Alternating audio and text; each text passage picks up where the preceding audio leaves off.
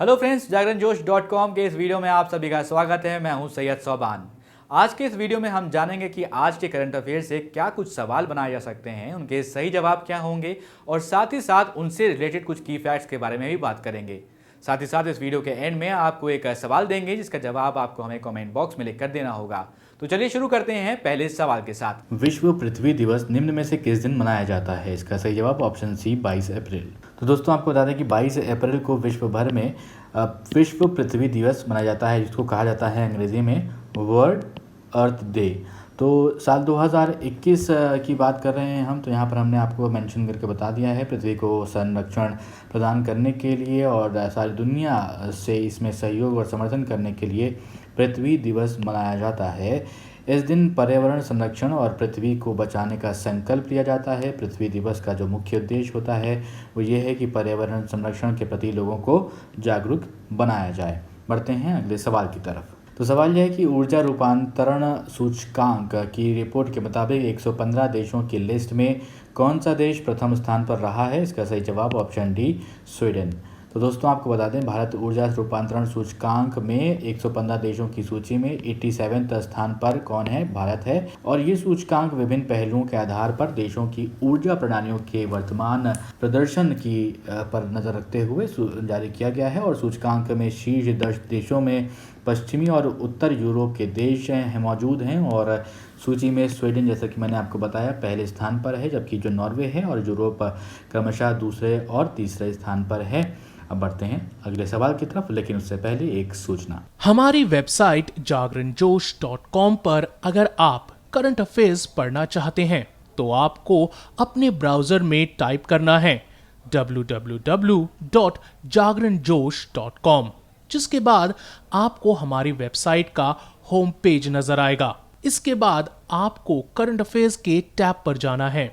जब आप current affairs tab पर क्लिक करेंगे तो आपको कुछ इस तरह से पेज नजर आएगा। अगर आप कैटेगरी वाइज करंट अफेयर्स पढ़ना चाहते हैं तो आप अपनी पसंद के हिसाब से कोई भी कैटेगरी चूज कर सकते हैं, जिसमें latest, national, international, sports, technology और इकोनॉमी जैसी कैटेगरीज मौजूद हैं। बढ़ते हैं अगले सवाल की तरफ। विश्व प्रेस स्वतंत्रता सूचकांक 2021 की रिपोर्ट में भारत को निम्न में से कौन सा स्थान प्राप्त हुआ है? इसका सही जवाब है ऑप्शन बी 142वां। दोस्तों आपको बता दें कि विश्व प्रेस स्वतंत्रता सूचकांक 2021 अंतर्राष्ट्रीय पत्रकारिता द्वारा लाभकारी संस्था रिपोर्ट्स विदाउट बॉर्डर्स द्वारा प्रकाशित किया जाता है। 180 देशों के बीच भारत पिछले साल की तरह इस बार भी 142वें स्थान पर है और इस सूचकांक में नॉर्वे सबसे ऊपर है। इसके बाद सूचकांक में फिनलैंड और डेनमार्क का स्थान है। बढ़ते हैं अगले सवाल की तरफ। बतौर कप्तान कौन सा खिलाड़ी एक ही क्रिकेट टीम से 200 मैच खेलने वाला पहला खिलाड़ी बन गया है? ऐसा कौन कर सकता है? एक की जवाब ऑप्शन ए महेंद्र सिंह धोनी। दोस्तों आपको बता दें कि आईपीएल के 12वें मैच में राजस्थान रॉयल्स के खिलाफ मैदान पर उतरने के साथ ही महेंद्र सिंह धोनी ने एक नया कीर्तिमान भी अपने नाम कर लिया है। वे किसी एक फ्रेंचाइजी के लिए 200 मुकाबले में कप्तानी करने वाले पहले खिलाड़ी बन गए हैं। हाल ही में धोनी ने चेन्नई के लिए 200 मैच खेलने का रिकॉर्ड बनाया था। अब उन्होंने एक कदम और आगे बढ़ाते हुए इस फ्रेंचाइजी के लिए 200 मैचों में कप्तानी करने का भी रिकॉर्ड बना लिया है। बढ़ते हैं अगले सवाल की तरफ। प्रियंका मोहित नेपाल की किस चोटी को फतह करने वाली पहली भारतीय महिला बनी है? इसका सही जवाब ऑप्शन सी माउंट अन्नपूर्णा। दोस्तों आपको बता दें, दुनिया की 10वीं सबसे ऊंची चोटी माउंट अन्नपूर्णा को फतह करने वाली प्रियंका मोहित जो है, उन्होंने अपने नाम एक नया जो है कीर्तिमान स्थापित किया है। आपको बता दें कि माउंट अन्नपूर्णा की चोटी पर पहुंचने वाली प्रियंका मोहित जो है वो भारत की पहली महिला बन गई हैं। अन्नपूर्णा पर्वत समूह उत्तर मध्य नेपाल के हिमालय में स्थित है, जिसमें 8000 मीटर से अधिक की एक चोटी शामिल है और साथ ही साथ इसमें 7000 मीटर से अधिक 13 चोटियाँ और 6000 मीटर से अधिक जो है 16 चोटियाँ शामिल हैं। बढ़ते हैं अगले सवाल की तरफ। केंद्र सरकार ने प्रधानमंत्री गरीब कल्याण पैकेज के अंतर्गत स्वास्थ्य कर्मियों की बीमा योजना को कितने वर्ष के लिए बढ़ा दिया है? इसका सही जवाब ऑप्शन सी 1 वर्ष। दोस्तों आपको बता दें सरकार ने कोरोना वायरस महामारी से लड़ाई लड़ रहे हेल्थ केयर वर्कर्स को राहत प्रदान की है और सरकार ने हेल्थ केयर वर्कर्स के लिए बीमा योजना को 1 साल के लिए बढ़ा दिया है। और गौरतलब है कि सरकार ने पिछले साल प्रधानमंत्री गरीब कल्याण योजना के तहत कोरोना वायरस महामारी के खिलाफ जंग में पहली पंक्ति में खड़े हेल्थ केयर वर्कर्स के लिए बीमा योजना लॉन्च किया था। बढ़ते हैं अगले सवाल की तरफ।